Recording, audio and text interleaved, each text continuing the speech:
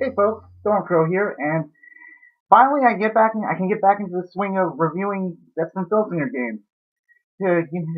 For an easy to ease back into it, I figure I'd tackle the CAC Reunion 2015 six pack. For the most part, something you want to pick up if you want like a little more old time wrestling from like 80s and early 90s and and further back, I suppose. Starting off, we have a recently inducted into WWE's Hall of Fame, Diamond Dallas Page. Um, Stats are fairly average, aside from a -1 in agility, but his major mechanic is that he can use his finisher, the Diamond Cutter, on defense if you roll a 2 on level 3 defense, and then roll a subsequent 10 through 12 on 2d6. Basically, it's the original RKO out of nowhere, and with a +3 rating, whether you hit on defense or offense, match over. Then we have Larry the X Hennig, father of Mr. Perfect Kurt Hennig. Pretty much a more or less a powerhouse with a -3 on power and +2 agility, and as well as a three power check on level 1.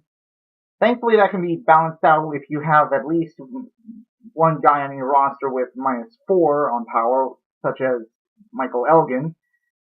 Apart from that, just a standard powerhouse that can be pretty good. To represent the women's division, we got Malia Hosaka. Pretty much the closest thing that we got to having Lita in the game. If you read her Wikipedia page, you know what I'm talking about. Slightly above average, pretty good agility with low power. Great inside the ring, bad outside, and a +2 finisher. Then we got Ron Huchison, first of two guys that are pretty below average, as well as poor ratings in turnbuckle and ring. I suppose use them as undercard talent to give guys you actually like a boost.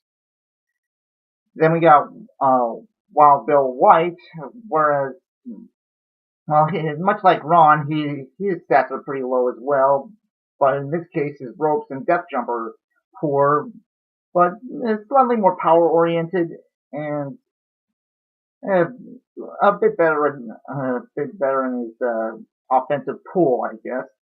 But both of them have 0 rating finishers and don't win. Just as undercard, keep him as undercard talent. Other than that, don't keep him on the roster for too long. Finally, we got Dr. Mike Lano. As you can see by his card, he is not a competitor. He's a photographer that's usually at ringside, but you only use his chart for once per match, and I would recommend once per show as well. Determine how. And from looking at the chart, it's pretty good.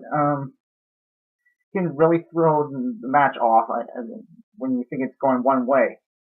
So, all in all, it's a pretty good set, and gotta say, I'm pretty glad to get back into this. And as far as what I'm going to review next, either going to be something from Chikara, or I might tackle the 2016 set for CAC as well. Depends on my plans coming up, as well as possible reviews on other topics, as I mentioned last time.